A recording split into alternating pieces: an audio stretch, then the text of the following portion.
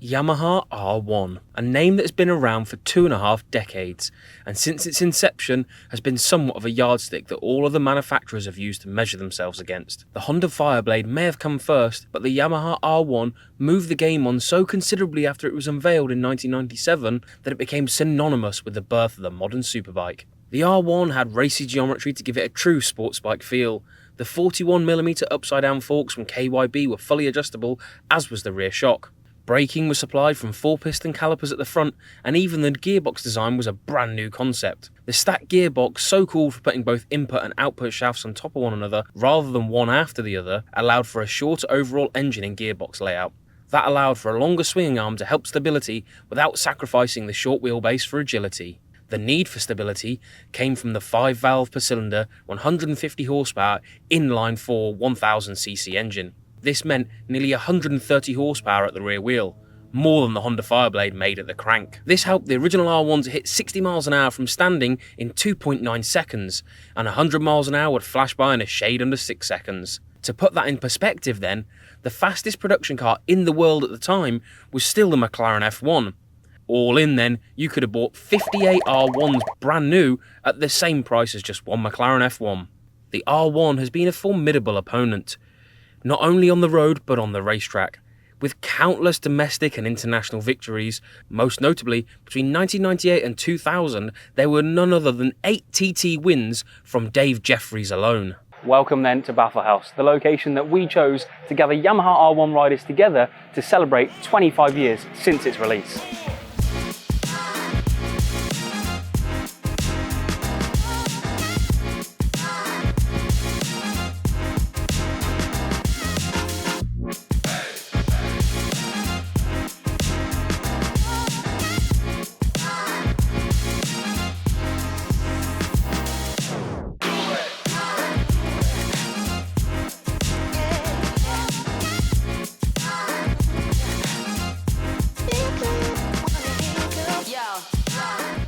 The R1, like most things do, underwent some changes throughout its lifespan. The first 2 years it remained relatively unchanged before getting a handful of updates, though largely staying the same until 2002. In 2002, the R1 had a new chassis, updated brakes, and was the first generation to have fuel injection. This 5PW model, however, is one often overlooked in favour of others. In 2004, big changes came through.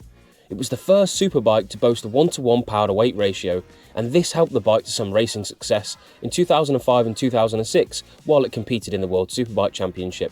It was the first R1 to have radial brake calipers and an underseat exhaust, but make no mistake, this still had that true R1 DNA.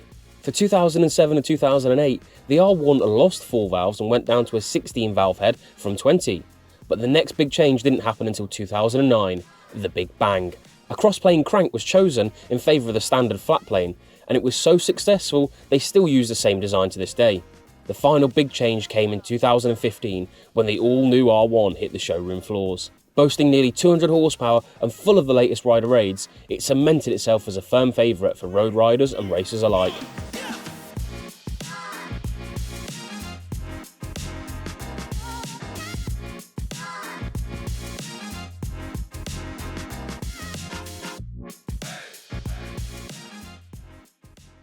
That's all well and good, but what do they like to ride? Let's hit the road and go and find out.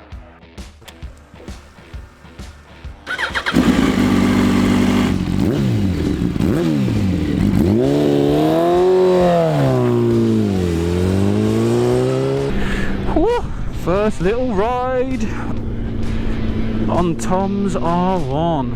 Not mine, different Tom.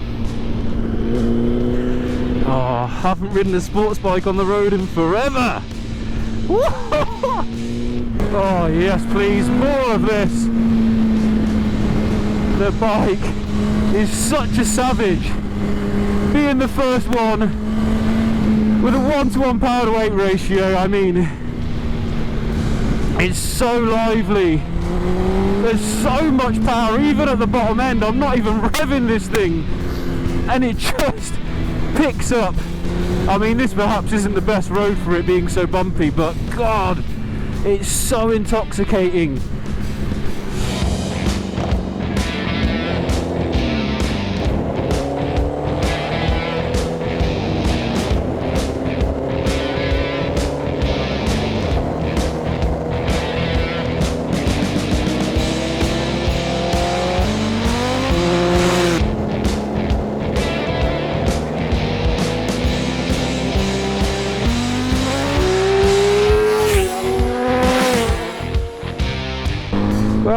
you might be thinking, but Tom, you've had an R1 and I've had a 5VY, which this is. But this is a 50th anniversary model, so you get some bling bling with the way it looks, but also the owner, Tom, well, also named Tom, some of you may know from being a wheelie champ, and he's managed 173 miles an hour on the back wheel of this bike, over a kilometre. So the wheels, they're lightweight Oz racing wheels, which just help the bike be that bit more nimble. He's got the hell. God, that's addictive.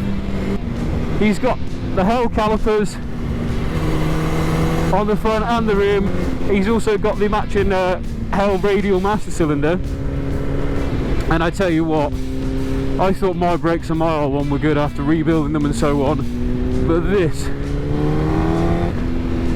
it stops you quite similar to what I imagine hitting a brick wall feels like. He's also got the full system on it, Terminioni full system, and not only that, he's had the suspension reworked.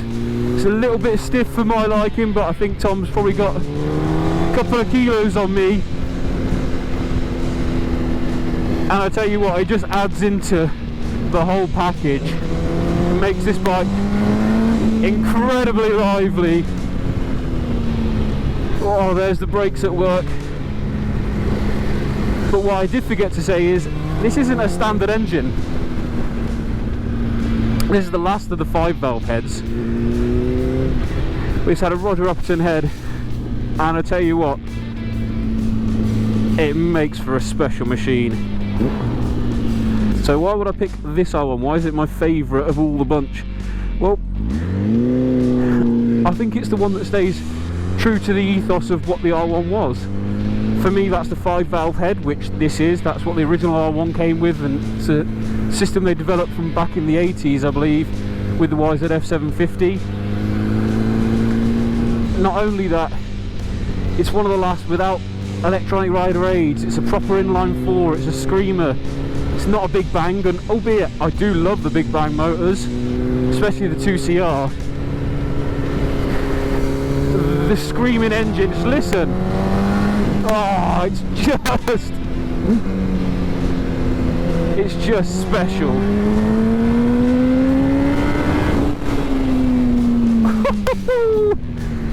Don't get too silly. The chassis is brilliant on these. I mean, I rode mine pretty much only on wet track days, and I never really got a good feel for it. I didn't get a chance to ride it on the road, but oh, they make such a good road bike. They've got so much power all the way through the revs. The bottom end, you could tour on this quite happily. It's got so much torque. I mean, look, you could put it in top gear, 30 miles an hour, tootle along like it's nothing, but drop a couple of cogs and start winding it on. And she comes alive. I genuinely love this bike, and honestly I don't want to hand it back to Tom. He's been so kind to let me have a go on it, and I don't want to give him the keys back. I'm gonna have to get on eBay later.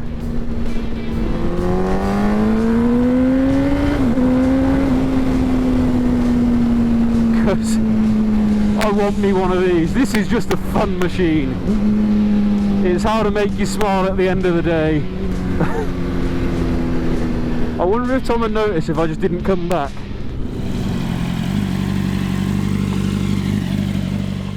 Well, thank you very much for watching. I really hope you've enjoyed this video. And if you like this video, you can watch more like it up here. If you want to subscribe and you haven't already, please click down here. But for now, I've got the key to this and this Welsh playground, so I'm going to go and do some more riding. See you in the next one.